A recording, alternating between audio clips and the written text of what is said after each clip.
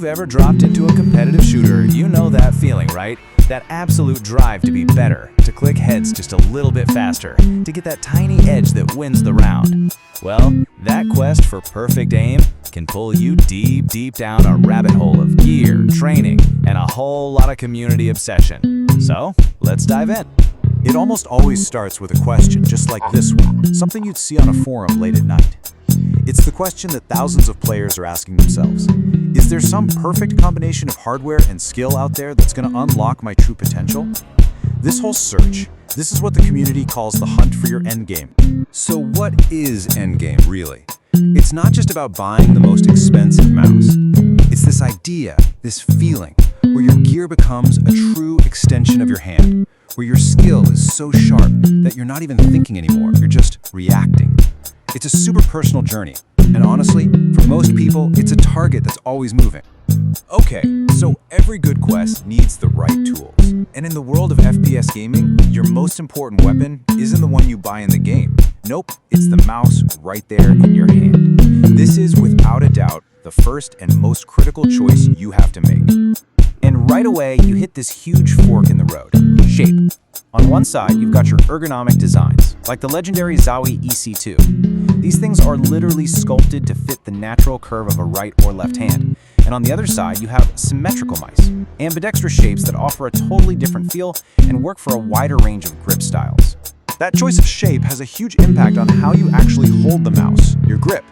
An ergonomic mouse like that EC2 is just perfect for a relaxed palm grip, where your whole hand is just resting on it. But that same curve also works great for a more aggressive claw grip, where your fingers have more control. The whole key is finding the shape that feels like it was made for your hand. And this number right here, this perfectly captures the single biggest trend in gaming mice today: weight. 56 grams. That's the weight of the super popular Razer DeathAdder V4 Pro. Just a few years ago, a mouse this light would have seemed impossible. Now everybody is chasing these ultralight designs to cut down on friction and fatigue. It just lets you move faster and with way less effort. But look, a super lightweight, high-performance mouse is kind of useless if you don't have the right surface to use it on. So let's talk about the next piece of the puzzle, the mouse pad. And this isn't just a mat you throw on your desk. It's a critical part of the aiming system that completely changes how your mouse feels and performs. So with mouse pads, the big decision really boils down to glide. Are you looking for more control or do you want more speed? Control pads, like the famous Artisan Zero, have a rougher texture. This gives you more stopping power, which is perfect for tiny, precise clicks. Speed pads, on the other hand, are super smooth, letting your mouse just fly across the surface with almost no resistance. Great for fast-paced tracking. And trust me, the community gets incredibly passionate about their pads. This quote here about the Artisan Hien pad shows it's not just about how it feels on day one. Things like durability and consistency are absolutely massive. Finding a pad that feels the exact same 6 months from now, that's a huge part of finding that endgame set. Alright, so the hardware is forged, your weapon is ready, now it's time to sharpen the skill. And this is where we actually step away from the game itself and enter the dojo. I'm talking about dedicated software built for one single purpose: perfecting the mechanics of your aim. Honestly, the best way to think about an aim trainer is that it's a gym for your aim. I mean, think about it. In a real game, you might only get into a handful of important aim duels in a round. In an aim trainer, you're hitting hundreds of reps in just a few minutes, building that raw muscle memory for all the different kinds of aiming you need to do. The two biggest names in the game are Kavax and AimLabs. Their whole purpose is to let you practice core aiming skills in a vacuum, away from all the distractions of a real match. You got shaky aim? Are your flicks inconsistent? Do you struggle to track targets that are moving really fast? These tools let you drill down on those specific weaknesses and turn them into strengths. Okay, so you've got the gear, you're hitting the aim gym, but how do you actually know if you're getting any better? Well, that brings us to the trials, standardized benchmarks that give you a totally objective way to measure your skill and see your progress over time. Now this right here, this is a super important point that a lot of new players miss. Think of it like this: benchmarks, especially the ones from the group Voltaic, they're like your final exams. They're just a snapshot of where your skill is right now. Routines, on the other hand, are your daily lessons and homework. You train with routines to get better, and you test with benchmarks to see how much you've improved. So the actual path to getting started is pretty clear. You just pick your trainer, Kovacs, or AimLab. You play the specific benchmark scenarios, then you plug your high scores into a progress sheet. That sheet then spits out a rank for you, and this is the most important part, it shows you exactly which areas you're weak in, so you know which routines you need to grind. And these ranks, they're not just some abstract label for bragging rights.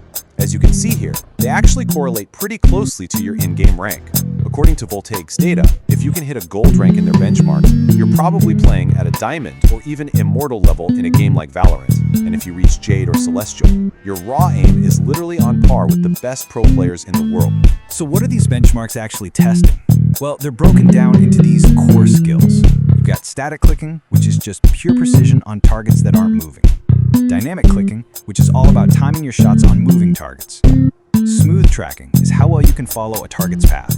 And reactive tracking is how fast you can correct your aim when a target suddenly dodges or changes direction. And this quote from a player is the perfect example of why this whole system is so powerful.